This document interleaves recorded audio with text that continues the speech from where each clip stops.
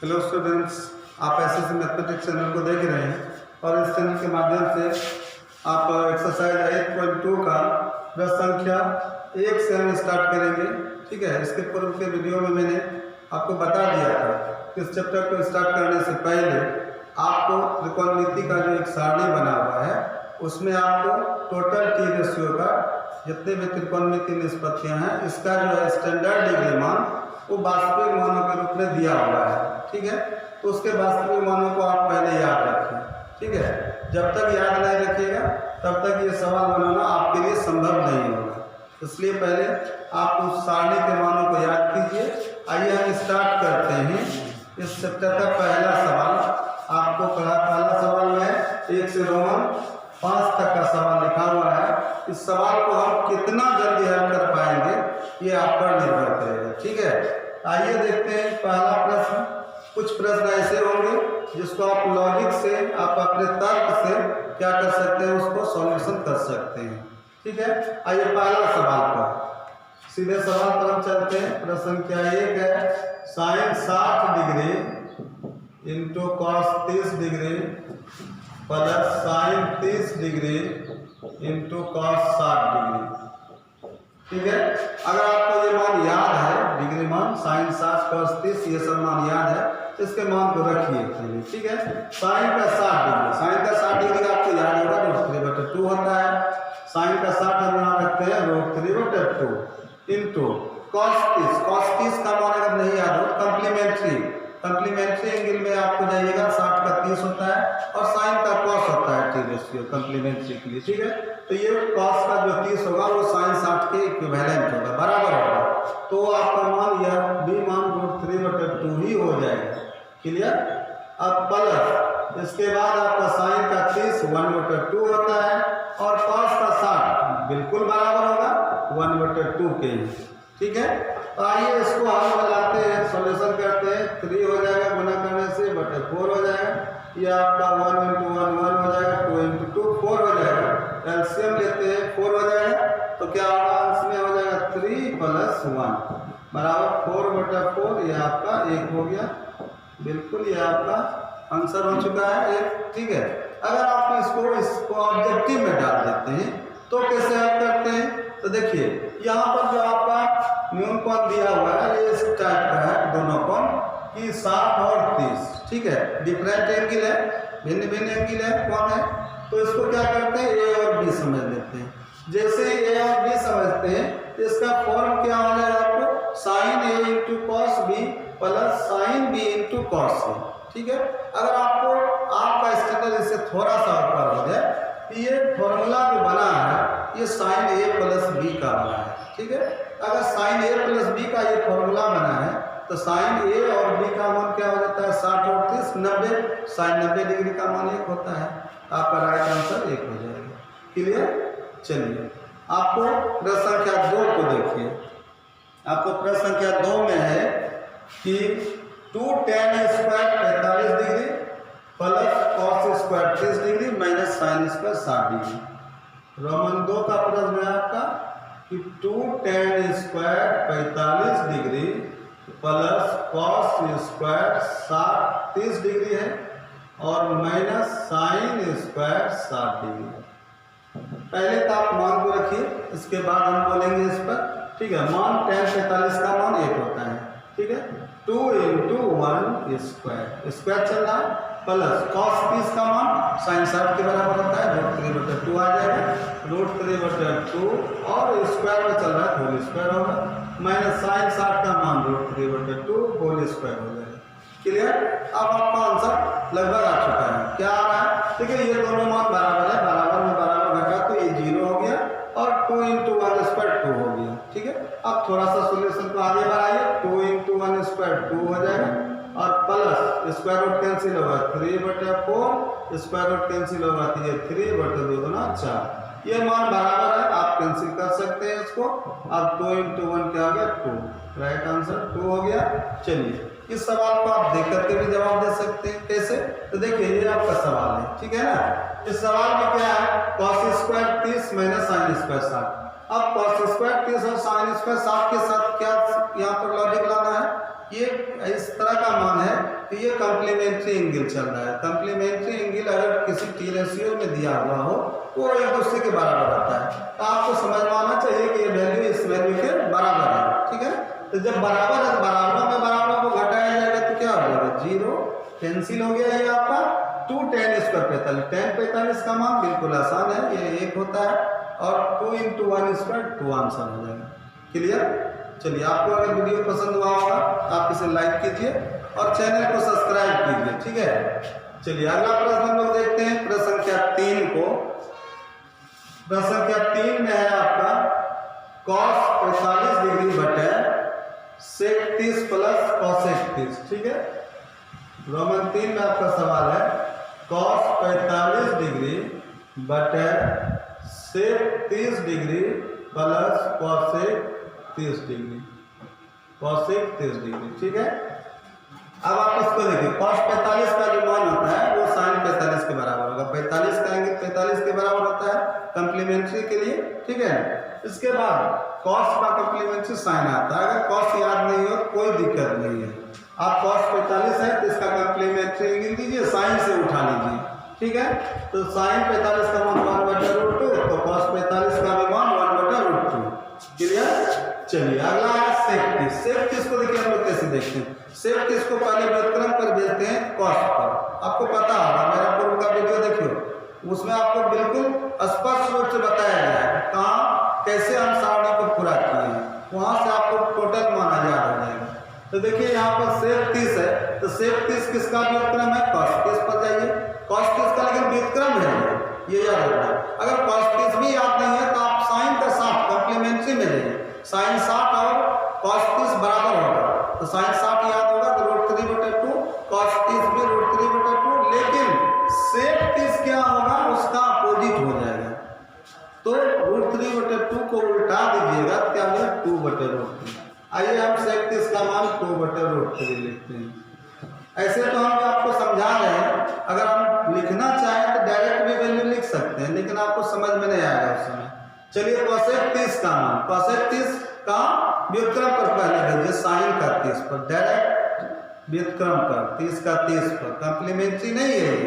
हम cosec 30 को direct sin 30 पर भेजते हैं और चूंकि ये व्युत्क्रम में भेज रहे हैं, ठीक है ना, तो ये cosec 30 sin 30 का मान 1/2, तो उल्टा करके लिखिएगा तो सिर्फ 2/1 2 हो जाएगा, तो ये 2 मान हो गया। क्लियर? देखिए ये आपका मान सिर्फ समझ में आना चाहिए। मान अगर आप रख देते हैं तो फिर इसको हल करने के लिए तो आप समझ भी रहे होंगे, नहीं समझते हैं तो आप थोड़ा सा इसको समझिए। ठीक है, इसके बाद जब सवाल पूरा हो जाए तो आप उसका स्क्रीनशॉट ले लीजिए और उसको समझ करके बनाइए। ठीक है, तो यहाँ पर 1/√2 अंश में चल रहा है, अपॉन बटे में एलसीएम होगा आपका √3 और √3 कैंसिल होगा, 2 प्लस √3 × 2 क्या होगा, 2√3। चलिए 1/√2, अगर इसको संपूर्ण बटे को गुना बनाते हैं तो ये आपका उलट जाएगा तो क्या हो जाएगा आपका √3/2 प्लस 2√3। क्लियर? अब आप इसको क्या करते हैं, गुना कर लेते हैं। 1 गुना √3 आपका हो जाएगा √3 बटे √3 गुना √2 गुना 2 आपका हो जाएगा 2√2 प्लस √3 √2 दोनों गुना हो जाएगा, ये दोनों तो 2√6 हो जाएगा। क्लियर? अब आप इसके हर का परिमेय करें, चूंकि यहाँ पर सवाल आपका बंद हो चुका है, लेकिन यहाँ पर हर जो है अपरिमेय संख्या है। ठीक है, इसलिए आप इसके हर का परिमेयकरण करके आंसर होता है। आप हर के परिमेयकरण का लॉजिक समझिए। अगर cot a प्लस b में हो तो a माइनस b से गुना कीजिए, अपोजिट चिन्ह बना करके सीधा सा है। अगर प्लस चिन्ह ले रहा है यहाँ तो माइनस दीजिए, माइनस रहेगा तो प्लस दीजिए। ठीक है, इसको हम हर के परिमेयकरण में डालते हैं तो ये आपका आ जाता है √3/2√2 प्लस 2√6 गुना किससे करते हैं, इसी एलिमेंट को रखना है तो 2√2 माइनस 2√6 2√2 माइनस 2√6। ठीक है, अब आप देखिए आपका सवाल जो है किस तरह से आगे बढ़ रहा है, तो √3 को इससे गुना कीजिएगा, √3 को इससे भी गुना करना है। ठीक है, तो √3 को इससे गुना करते हैं तो ये आपका 2√3 × 2 क्या आ गया 6, 2√6 हो गया, माइनस √3 अगर √6 से गुना होता है, पहले से बाहर में 2 है तो √18 है, तो √18 को अगर मिश्र करनी बनाते हैं, ठीक है, तो 3√2, क्योंकि 3 3 9 2 18, 3 बाहर आ जाएगा, तो 3 बाहर आएगा, 2 पहले से है, तो ये आपका हो गया 6√2, ठीक है। इसके बाद नीचे जो होगा a + b × a - b के फॉर्म से गुना कब किया जाएगा, तो a² - b² हो जाएगा, तो a का मान हो जाएगा 2√2 का होल स्क्वायर, - b का मान होगा 2√6 का होल स्क्वायर। तो देखिए वहां पर आप 2 कॉमन ले सकते हैं, तो यहाँ बच रहा है √6 और 2 जब इसमें कॉमन लेते हैं तो क्या हो जाता है, यहाँ 2 दिया 6, 3√2 और बटा होता है मिश्र करने का सॉल्यूशन 2 दूना 4, 2 स्क्वायर है, 2 दूना 4 होगा और स्क्वायर रूट कैंसिल होगा तो 2 बचेगा, 4 दूना 8। अब डायरेक्ट भी इसको देख लीजिए कैसे होगा, 2 दूना 4 दूना 8, ठीक है, क्लियर हो गया, ये 8 होगा। तो बताइए यहाँ क्या हो जाएगा, यहाँ हो जाएगा 2 दूना 4 6 24, क्लियर। तो यहाँ पर आपका सॉल्यूशन क्या चल रहा है, 2 × √6 - 3√2 अपॉन 8/16 क्या होगा, 8/24 क्या होगा, -16 होगा, ठीक है।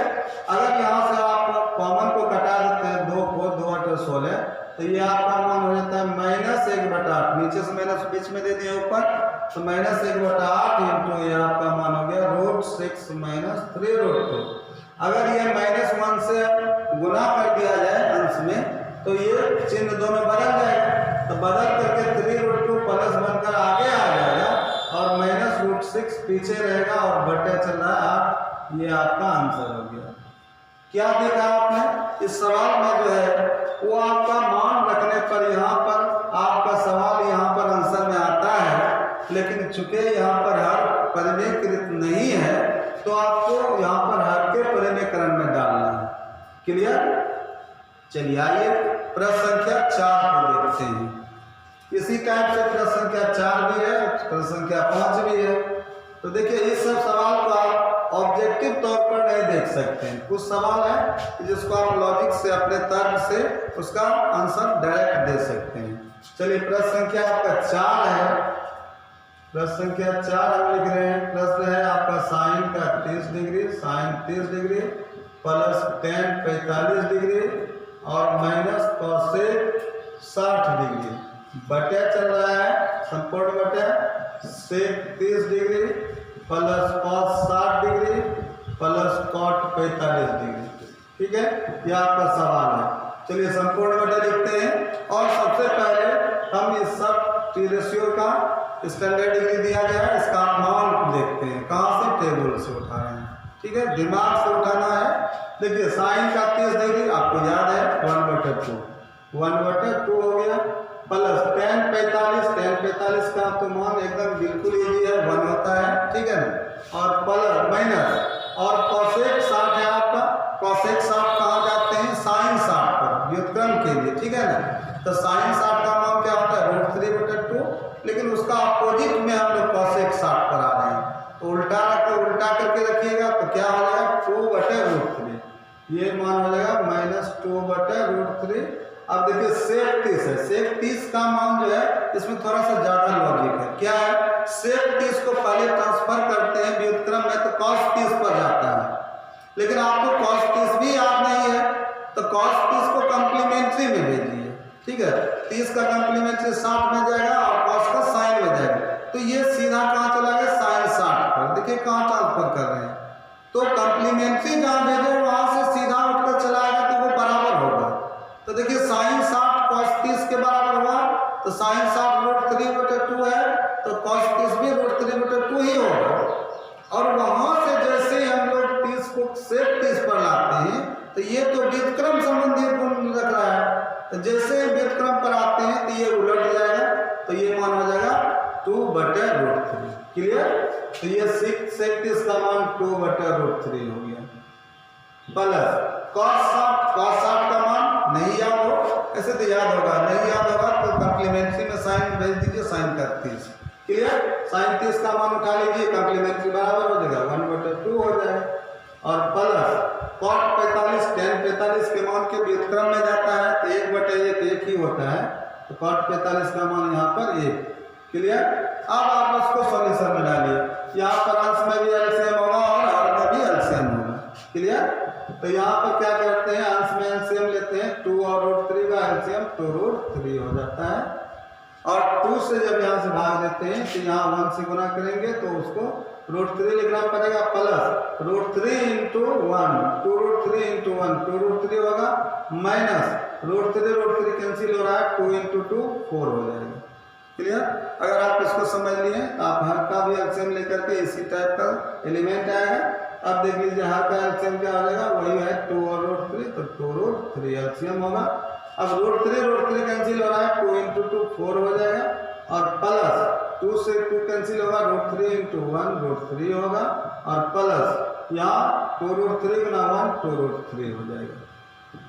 अब आप देखिए इसमें जो है ये आपका मान बटे का मान दोनों आपस में बराबर है। जब संपूर्ण बटे उल्टे गुना बनेगा तो ये नीचे का एलिमेंट ऊपर जाएगा तो 2√3 कैंसिल हो जाएगा आपका नीचे वाला। ठीक है, आप उसको छोड़ भी सकते हैं। ठीक है, ये आपका हर बराबर है दोनों का, अंश के लिए जो ऊपर का एलिमेंट है उसका और नीचे में जो एलिमेंट चल रहा है इसका जो हर है ये आपस में बराबर है। इसको छोड़ भी सकते हैं या काट भी सकते हैं। चलिए आगे बढ़ते हैं। इसका ऊपर का सॉल्यूशन क्या आ जाता है, देखिए √3 + 2√3 तो यहाँ 1√3 है, 2√3 है, क्या हो जाएगा 3√3 और -4 तो ये आपका आ गया 3√3 - 4 2√3 आपका कैंसिल हो चुका है। ठीक है, इसके एक लाइन को मैंने क्या कर दिया है, गैप कर दिया है, आपको बचा दिया। चलिए आगे बढ़ते हैं। नीचे क्या हो जाता है 4 और प्लस क्या हो जाएगा 4 + √3 + 2√3 तो ये भी हो जाएगा 3√3। क्या देखा आपने, देखिए यहाँ पर आपका सॉल्यूशन बंद हो जाता है, लेकिन इसमें जो है ये आपका हर जो अपरिमेय संख्या है इसको पुनः किस में डालना पड़ेगा, परिमेयकरण के मेथड पर।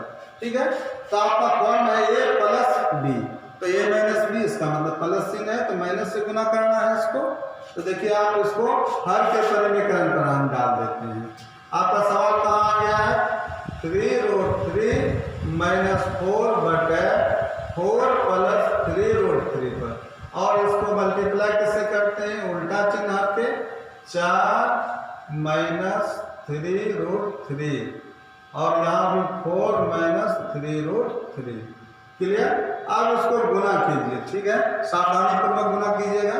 क्या करना है, 3√3 को दोनों से और -4 को भी इस दोनों एलिमेंट से। ठीक है, 3√3 × 4 कितना हो जाएगा, 4 × 12√3 और इसको 3√3 क्या होगा, √3 होगा, 3 × 3 9 हो जाएगा और 9 × 27 तो ये -27 हो गया। ठीक है, अब -4 को गुना करते हैं दोनों से तो चिन्ह दोनों का अपोजिट बदल जाएगा, माइनस से गुना करते हैं तो माइनस क्या हो जाएगा, 4 × 4 = 16 और माइनस क्या हो जाता है, प्लस हो जाएगा, 4 × 12√3। यहाँ पर हर के परिमेयकरण में a + b × a - b का फॉर्म बना है तो a² - b² का उपयोग कीजिए। a के लिए एलिमेंट चल रहा है 4² माइनस सूत्र का और b के लिए चल रहा है 3√3 इसका भी होल स्क्वायर। अब अंश में देखिए एक जाति और बी जातियों को पहचानिए कि यहाँ पर अपरिमेय संख्या चल रहा है तो 12√3 क्या हो जाएगा, 24√3। ठीक है, यहाँ पर हो जाएगा 24√3 माइनस और 27 और 16 दोनों नेगेटिव है, जुटेगा तो 43 बटा स्क्वायर है तो 4 × 16 हो जाएगा, मिस करने को 3 × 3 = 27, ये तो आपको पता ही होगा। क्लियर? अब आप देखिए यहाँ पर जो है आपका वैल्यू क्या हो रहा है, 24√3 - 43 बटे 16 घटा 27 -11 होता है। क्या हो जाता है, -11। और अगर नीचे से माइनस अगर आप ऊपर डालते हैं तो ऊपर का चिन्ह क्या हो जाता है, बदल जाता है, अपोजिट चिन्ह बदलेगा, निगेटिव जब ऊपर रहेगा तो जैसे ही नीचे से -11 से माइनस हटाते हैं तो ऊपर का चिन्ह बदल जाएगा, -43 + 43 बनकर आगे आ जाएगा और प्लस 24√3 - 24√3 बनकर पीछे लिख लेना है, बटे में 11 प्लस में हो गया। यही आपका आंसर होगा। ठीक है, आपने देखा इस सवाल में जो है कहीं भी आपको कोई दिक्कत नहीं होगा, आप स्क्रीनशॉट लीजिए और इसको पुनः बनाइए। बार बार बनाने से आपको इस सवाल में कोई दिक्कत नहीं होगा। क्लियर? चलिए अगला सवाल है प्रश्न संख्या 5।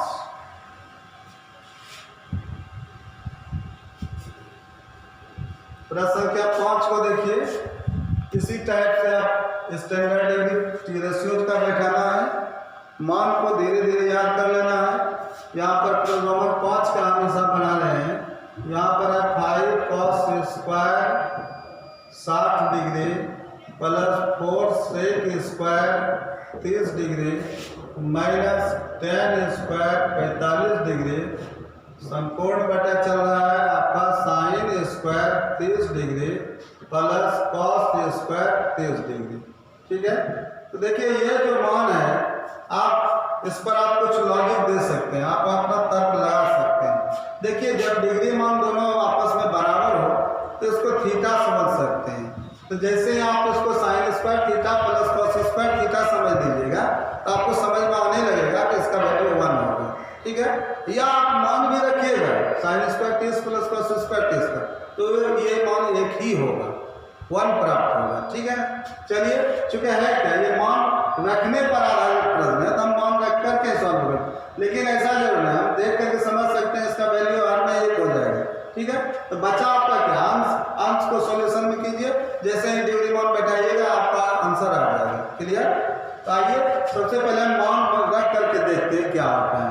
5 into cos square 60, cos 60 degree का मान साइन 30 के बराबर होता है। कॉम्प्लीमेंट्री में साइन 30 का मान 1/2 होता है, तो 1/2 ही रहेगा कॉस 60 का मान, 1/2 होल स्क्वायर चलेगा प्लस 4 इंटू सेक 30 आपको बार बार सेक 30 आ रहा है, आपने देखा सेक को कहाँ ट्रांसफर करना है कॉस 30 पर, और कॉस 30 भी आपने है तो साइन 60 कॉम्प्लीमेंट्री में जाएगा। साइन 60 का मान √3/2 यहाँ कॉस 30 पर आएगा, कॉस 30 को उल्टा दीजिएगा तो आपका सेक 30 आ जाएगा। ठीक है, तो इस तरह से सेक 30 का मान आ जाएगा आपका 2/√3। ठीक है, इसका स्क्वायर चल रहा है माइनस 10 45 का मान 1 स्क्वायर, साइन 30 का मान 1/2 होल स्क्वायर और कॉस 30 का मान साइन 60 के बराबर √3/2 का होल स्क्वायर। क्लियर, चलिए ये तो मान पता है कि नीचे में एक ही होना है, इसको तय है। यहाँ पर 5 इंटू 1 इंटू 1 1 और 2 इंटू 2 हो जाएगा 4, 5 इंटू 1 क्या होगा 5/2 दूना 4। ठीक है, प्लस ये कितना हो जाएगा 2 दूना 4, 4 चौक 16 बटा स्क्वायर रूट कटा तो 3, ये हो जाएगा 16/3 माइनस 1। ठीक है, और बटा क्या चल रहा है 1/4 प्लस स्क्वायर रूट कैंसिल होगा 3/2 दूना 4। क्लियर, तो सिर्फ नीचे वाले हम लोग सॉल्यूशन में लिखते जा रहे हैं, लेकिन हमें पता है कि ये क्या होगा 1 होना चाहिए। ठीक है ना, आइए यहाँ अंश में एलसीएम लेते हैं, तो ये आपका 4 और 3 का एलसीएम 12 हो जाएगा। क्लियर, तो 12 होगा 4 से भाग दीजिएगा तो 3 होगा, 3 से भाग दीजिएगा 4 होगा, 4 से भाग देने पर 3, 3 बचे 15 प्लस 3 से भाग देते हैं 4, 16 चौके 64 और माइनस और 12 गुना 1 क्या होगा 12। ठीक है, चूंकि 1 के नीचे 1 है, 1 से भाग देते हैं 12, 12 गुना 1 12 हो जाएगा। नीचे में एलसीएम लेते हैं तो ये 4 हो जाता है, 4 से भाग देते हैं 1 होगा 1, तो अंश में 1 + 3 ही रह जाएगा। क्लियर, तो आप इसको हल करते हैं, आगे बढ़िए उसको सॉल्यूशन में डालिए, क्या हो जाता है 15 + 64 ये आपका 69 हो जाता है। 69 माइनस 12 जो है 69 में 12 घटाते हैं तो आपका 67 हो जाएगा, और 67/12 संपूर्ण बटा 3 1 4/4, ये 4/4 कट करके 1 हुआ, मैंने पहले भी बोला था ये 1 ही होगा हर में। ठीक है, तो ये आपका मान अंश के लिए क्या बच रहा है 67/12, ये आपका आंसर हो गया। आपने देखा इस सवाल को बनाने में आपको कुछ लॉजिक का भी जरूरी पड़ेगा, और स्टैंडर्ड डिग्री से आप याद रखें, बिना स्टैंडर्ड डिग्री का वैल्यू याद किए हुए ये सवाल संभव नहीं है। पहले शुरू में बहुत भारी लगेगा, लेकिन आप क्या करते हैं इस सवाल को बार बार बनाते हैं, किसी सवाल को देख करके ऑब्जेक्टिव में सॉल्यूशन में डाल सकते हैं, किसी सवाल को बनाना भी पड़ेगा। ठीक है ना, आइए हम प्रश्न संख्या 2 को स्टार्ट करने से पहले 2 को देखते हैं, प्रश्न संख्या 2 क्या है। आइए आपका ये प्रश्न संख्या 2 आपका ऑब्जेक्टिव प्रश्न है। ठीक है, प्रश्न में निर्देश आपका है कि सही विकल्प को चुनना है और अपने औचित्य का कारण देना है, मतलब किस कारण से ये ऑप्शन आपने सेलेक्ट किया है। सबसे महत्वपूर्ण बात है कारण लिखना है।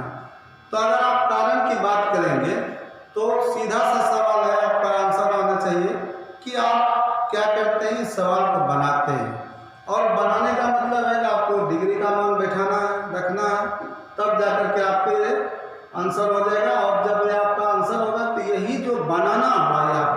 ये कारण हुआ औचित्य का कारण, ठीक है।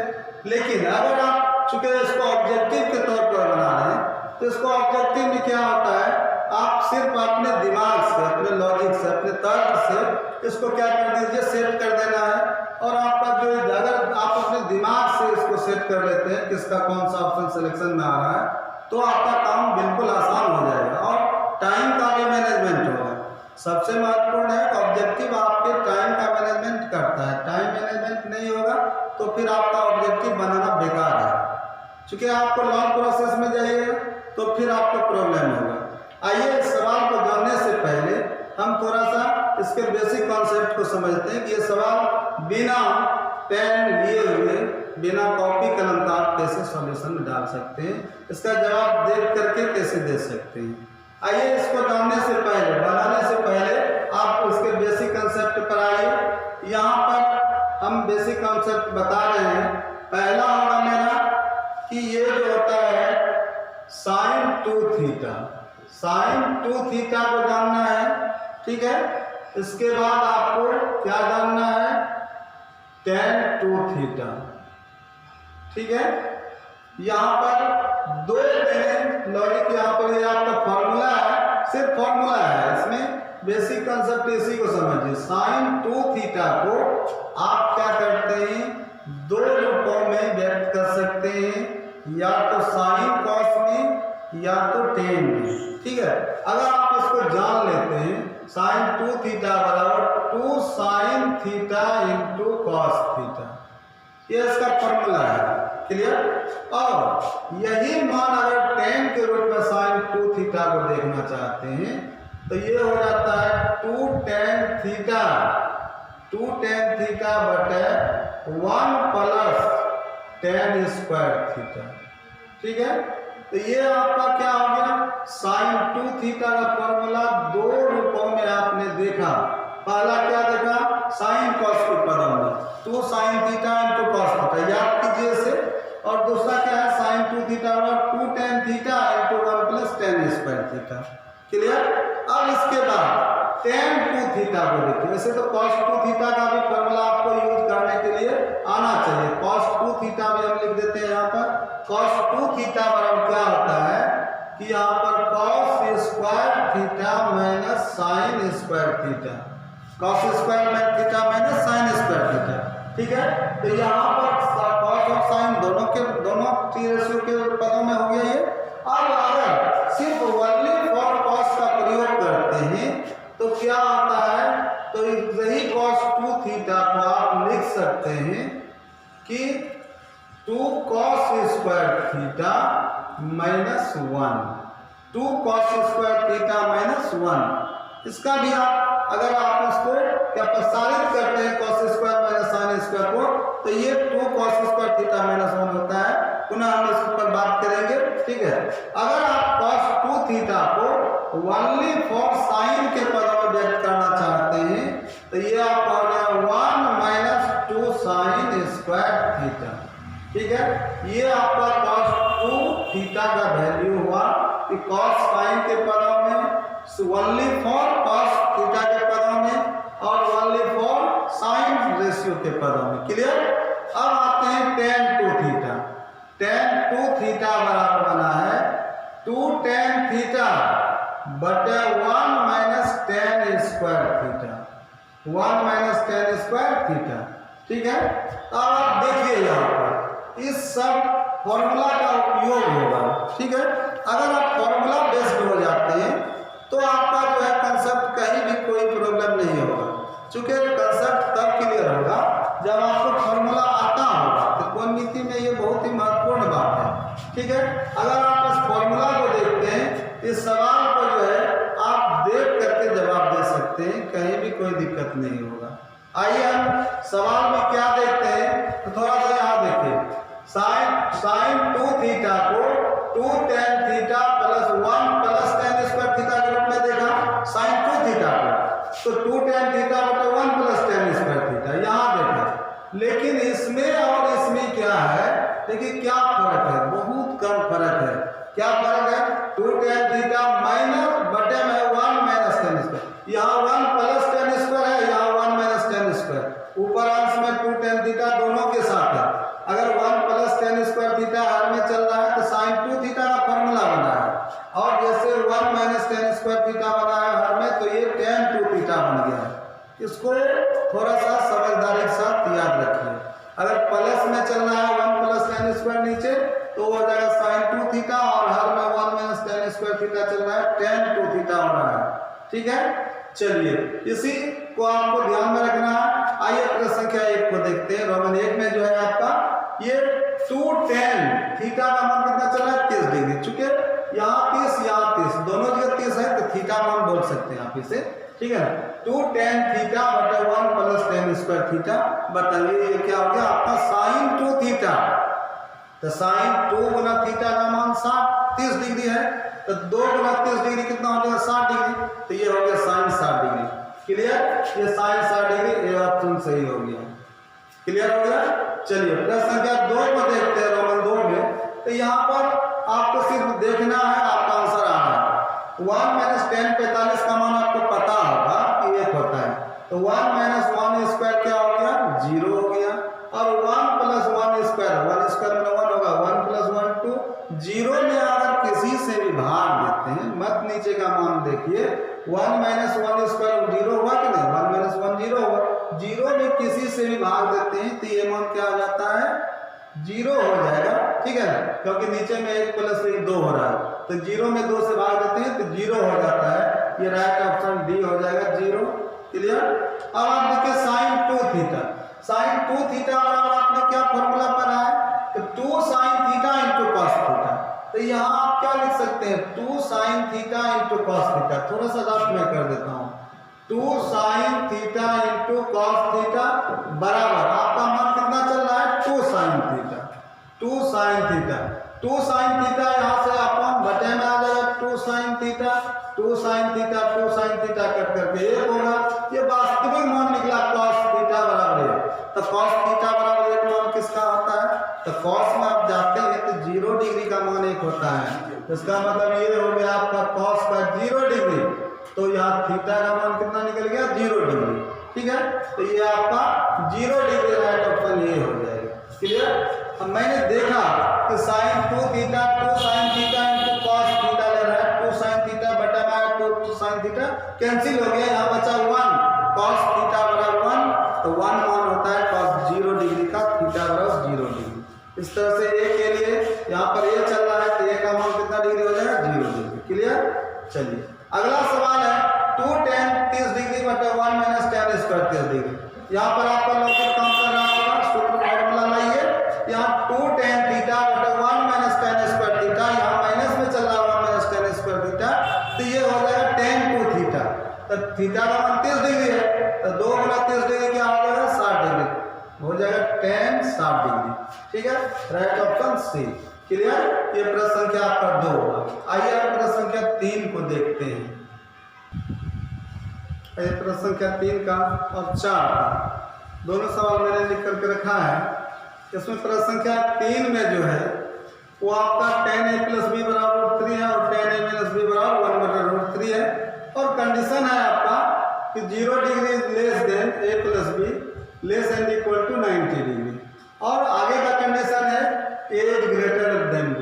मतलब ये कंडीशन फॉलो करेगा, ये कंडीशन जो होगा a और b का मान क्या करेगा, फॉलो करेगा लास्ट में।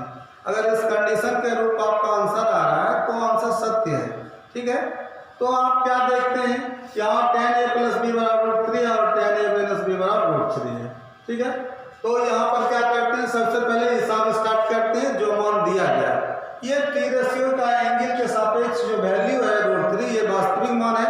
आप इसको टी रेशियो के वैल्यू पर स्टैंडर्ड डिग्री का मान रखते हैं। लॉजिक समझिए, ये वास्तविक मान को क्या बनाते हैं, टी रेशियो इसके न्यून कोण के सापेक्ष रखिए। ये रूट 3 कहाँ से आया, तो tan के किस एंगल से आया, तो tan का 60 डिग्री रूट 3 है। ठीक है, इस चीज को पहले समझ लेना है। चलिए हम कारण जो ऑब्जेक्टिव का इसका मैंने हटा दिया है, बाकी प्रश्न को रखा है। ठीक है, यहाँ पर प्रश्न संख्या 3 को सिर्फ हम सॉल्यूशन में डाल रहे हैं, 3 को। तो देखिए आपका जो प्रश्न संख्या 3 है, tan a प्लस बी बराबर root 3, tan a plus B बराबर रूट 3 है। तो देखिए ये आप बिल्कुल आसान है, हम लिख सकते हैं। इसलिए tan A प्लस बी जो है यहाँ पर याद देते हैं बराबर क्या हो जाएगा tan 60 डिग्री। tan 60 डिग्री क्या होता है, √3 के बराबर होता है। ठीक है, वास्तविक मानों को टी रेशियो किसके एंगल के सापेक्ष में डाल देना, सीधा सा, बिल्कुल सीधा सा यहाँ पर दिमाग लगाना है कि यहाँ क्या करना है, वास्तविक मानों को टी रेशियो और एक एंगल न्यून कोण के सापेक्ष डाल देना है। आपको पता होगा कि √3 किसका मान है, tan 60 का। देखिए यहाँ tan कंपेयर हो गया, चूंकि ये क्या होगा कैंसिल नहीं करना है, हमेशा ध्यान रखिएगा काटिएगा नहीं, चूंकि ये क्या होता है मल्टीप्लाई एंगल के साथ नहीं चल रहा है टी रेशियो, ठीक है ना। तो यहाँ पर क्या करना है, tan कंपेयर हो जाएगा, तो यहाँ पर हो जाएगा a प्लस बी, यहाँ पर इसलिए का प्रयोग करते हैं a प्लस बी बराबर 60 डिग्री। ये आपका हो गया समीकरण 1, क्लियर। अब देखिए अगेन आपका दूसरा जो पोजीशन कंडीशन दिया गया है tan a माइनस बी बराबर 1/√3, आपको समझ में आ गया होगा। tan a minus b equal to आपका मान है आपका tan, यहाँ पर मान है 1/√3, ठीक है। तो ये आपका आगे बढ़ेगा, तो ये tan a माइनस बी बराबर ये tan 30 डिग्री का वैल्यू है, वास्तविक मान 1/√3 चल रहा है, तो ये tan 30 डिग्री कंपेयर में लाते हैं, तो a minus b equal to आपको 30 डिग्री tan कंपेयर हुआ, a माइनस बी एंगल 30 के बराबर होगा। ये आपका समीकरण 2 हुआ। फर्स्ट इक्वेशन और सेकेंड इक्वेशन को आप आसानी से हल कर सकते हैं। समीकरण 1 में a प्लस बी है, a माइनस बी है, तो सीधा सा होगा, ये दोनों क्या होगा ऐड हो जाएगा, है ना। समीकरण 1 और समीकरण 2 को जोड़ने पर, समीकरण 2 को जोड़ने पर जब हम जोड़ते हैं तो क्या होता है, a plus b equal to आपका मान है 60 डिग्री और a माइनस बी का जो मान है वो आपका 30 डिग्री, ठीक है। तो जोड़ने पर आपका चिन्ह नहीं बदलेगा, तो क्या होगा b कैंसिल हो जाएगा, प्लस बी माइनस बी है, ये 2a इक्वल टू हो जाएगा 90 डिग्री, या a इक्वल टू हो जाएगा आपका 90/2, या हो जाएगा 45 डिग्री, इसलिए a equal to 45, right. Clear हो गया, a का मान 45 डिग्री हो गया। अब आप किसी भी समीकरण में इसे तो के मान को रखिए, b का मान आ जाएगा, कहीं भी रख सकते हैं, कहीं भी रखते हैं, b का मान रखते हैं 45, तो राइट जाएगा तो 60 माइनस 45, ठीक है। समीकरण 1 आपका लिखा हुआ है, समीकरण 1 में ही मान रख लेते हैं, ठीक है ना। तो समीकरण 1 में मान रखते हैं, समीकरण 1 में किसका मान रखना है, a का मान रखने पर, समीकरण 1 में a का मान रखने पर क्या देखते हैं आप, समीकरण 1 जो है a plus b equal to आपका 60 डिग्री है, जब a का मान 45 डिग्री रखते हैं, plus b equal to 60 degree, right चला जाएगा 45, तो क्या हो जाएगा b इक्वल टू 60 माइनस 45, अर्थात इसलिए b इक्वल टू आपको 15 डिग्री आया, और हेंस अतः आप लिख सकते हैं कि a equal to 45 degree and b equal to आपका जो मान हुआ वो आपका 15 डिग्री हुआ। ये क्लियर, ये आपका आंसर हो गया। अब आप कहिएगा कि कंडीशन क्या कर रहा है, कंडीशन जो कर रहा है वो ऑटोमेटिक एक्सेप्ट हो जाएगा इसके मान से। कैसे, तो देखिए a is greater than b, a का मान b के मान से बड़ा है, क्लियर हो गया। दूसरा क्या है, 0 डिग्री छोटा है किससे, a प्लस बी से, a प्लस बी करते हैं 60 डिग्री, क्या 60 डिग्री जो है वह आपका बड़ा है कि नहीं 0 से, तो 0 छोटा हो जाएगा प्लस बी 60 से, और 60 जो है या तो छोटा है 90 से या तो इक्विवेलेंट, तो छोटा हो रहा है कि नहीं, एक कंडीशन को एक्सेप्ट कर रहा है या फॉलो कर रहा है। इस तरह से ये a का मान 45 और b का मान 15 डिग्री, क्लियर हो गया। बिल्कुल आसान सवाल है, इस टाइप से कोई भी सवाल आएगा किसी भी टी रेशियो के साथ, ये न्यून पर एंगल a प्लस बी और a माइनस बी के फॉर्म में होगा, और राइट का वैल्यू अगर वास्तविक संख्या में हो तो उसको क्या करना है, टी रेशियो के सापेक्ष डालना है, वो आपको मान याद रहना चाहिए, ठीक है ना। चलिए अगला प्रश्न जो है आपका प्रश्न संख्या 4 है, इसमें है आपका प्रश्न निर्देश है, बताइए निम्नलिखित में कौन सा कथन सत्य है और कौन सा कथन असत्य है, और अपने क्या कहा, अपने उत्तर को कारण सहित पुष्टिकरण करना है। तो मैंने बताया कि कारण अगर बताना है तो वो एक अलग बात है, उसको सॉल्व में डालना है, सॉल्यूशन में डालिएगा, जो सॉल्यूशन कीजिएगा वही आपका रीजन हो जाएगा, उस सवाल का वही कारण आता है। लेकिन ऑब्जेक्टिव तो ऑब्जेक्टिव होता है, आपको रीजन इसमें बहुत कुछ हो सकता है, आप देख करके इसका सत्य असत्य ट्रू फॉल्स कर सकते हैं। इसको देखिए यहाँ पर टोटल लॉजिक हम बताएंगे, चूंकि ऑब्जेक्टिव है, इसमें बहुत चीजें होती है जिसमें आपको समझने की जरूरत होती है। यहाँ पर देखिए साइन ए प्लस बी बराबर sine A plus sine B होता है, ऐसा बोला गया है।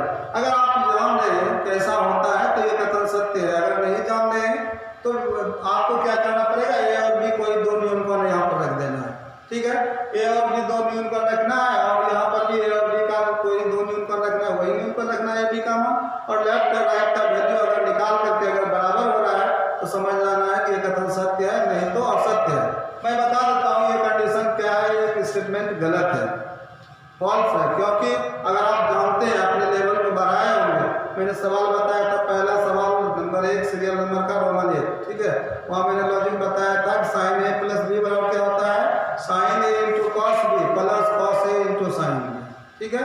Sine A into cos B plus cos A into sine B, मतलब क्या होता है, ऐसा होता है कि साइन ए प्लस बी बराबर साइन ए प्लस बी बराबर होता है sine A into cos B plus, अगर ए और बी दोनों चेंज हो रहा है साइन और कॉस के साथ, तो यहाँ आ जाएगा cos A into sine B. इस टाइप से साइन ए प्लस बी का वैल्यू होता है।